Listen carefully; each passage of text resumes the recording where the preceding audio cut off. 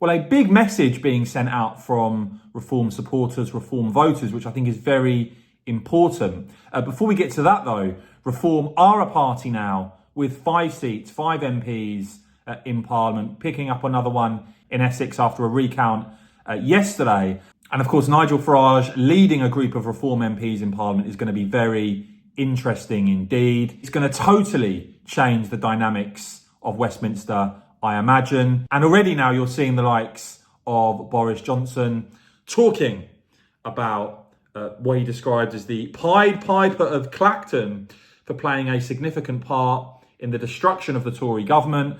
Johnson also warning that the Tories shouldn't merge with Reform. And do expect, by the way, the massive breakthrough that you've seen for Reform. Yes, I know a relatively low amount of seats, but Reform clearly the third most popular party in that election in terms of votes, over 4 million votes. And so you are going to see this, I think, dominate much of the Conservative leadership contest. In fact, even the timetable of the Conservative leadership race is factoring in Reform already.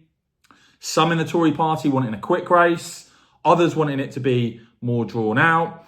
Senior Conservative figures apparently concerned that a drawn out contest helps benefit Reform. And you see the quote there from a Tory source: there's a deep-rooted fear within the party institutionally that if we don't have a full-time leader by September, that would allow Farage to position himself as the main opposition to Starmer. But what I think is really noteworthy and shouldn't be skirted over is what Reform voters, Reform supporters, actually their outlook is. Because look at this research you see here. For that barely more than a third of those who voted Reform, so they might have voted Conservative.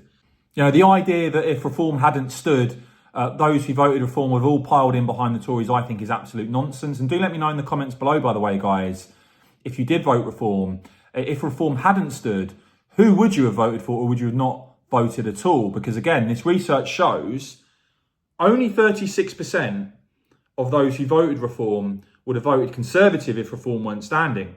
16% would have voted Labour. 9% would have voted Lib Dem.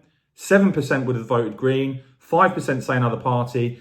25% wouldn't have considered voting for any other party. And a further 7% say they don't know. So I think that is a bit of a reality check in terms of the sort of lazy thinking that gets put about sometimes, that if Reform hadn't stood, automatically you can transfer all those voters behind the Conservatives. I think that is absolute nonsense. As I said, I'd be interested to hear from you guys what you think. If you are a Reform voter, who would you have voted for indeed if Reform hadn't stood, or would you have not bothered at all? Let me know your thoughts on all of that in the comments below, guys. But I do think that is an important message from Reform supporters. As ever, I will keep bringing you all the latest on this and much more. So please do whack this video a quick thumbs up. And of course, as ever, cheers for watching.